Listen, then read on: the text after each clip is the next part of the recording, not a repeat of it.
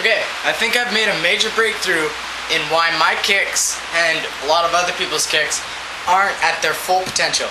And all it is you're neglecting a couple things, and I'm gonna show you those things and show you how much of an improvement you can get in your kick just by enhancing those things.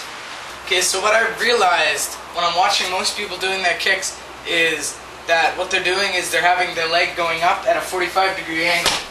And that's alright, but that won't get you full power and hip extension. What you want to do is you want to bring your knee up to a 90-degree angle so that your legs are like that. So you want to bring it up before you do your kick. So it'll be a sideways kick like that, just so you can really bring your hip around. That's what you want for a good, powerful kick. This is just another angle for the 90-degree angle kick. And I have a car here, so it makes me have to lift my knee completely up as high as it can go before I throw the kick, because if I don't, I'm going to kick the car and that's going to hurt a lot.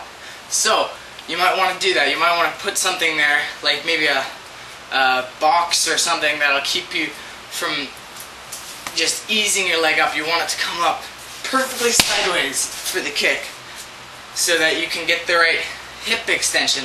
Like, alright, see, when I do a kick like this, it lacks in power and it doesn't let you thrust your hips. What you want is the big swing around. So you take it and you swing it around like that.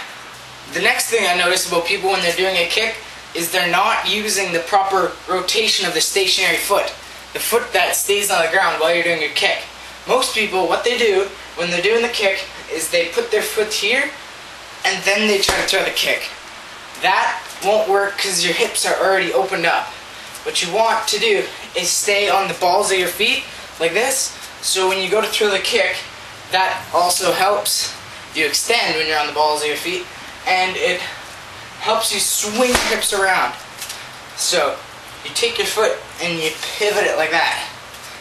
The third thing I noticed that people are really getting in the habit of doing when they're beginners is they're not timing their proper time to release your foot. Like your foot is holstered here, and sometimes you release it too early like that, or you release it too late like that.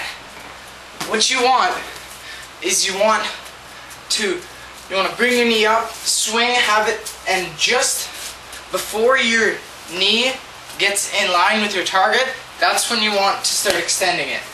So it's in the air, and just before it starts to align, you want to kick.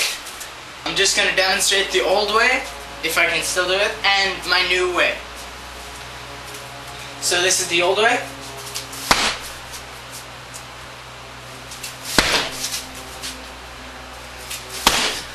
I'm not applying less pressure or anything. That is my full pressure, just not used properly. Now with the new way,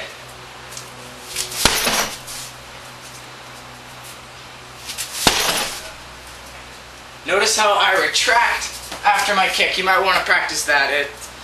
Maybe it doesn't work with your style, but that's a good thing to practice.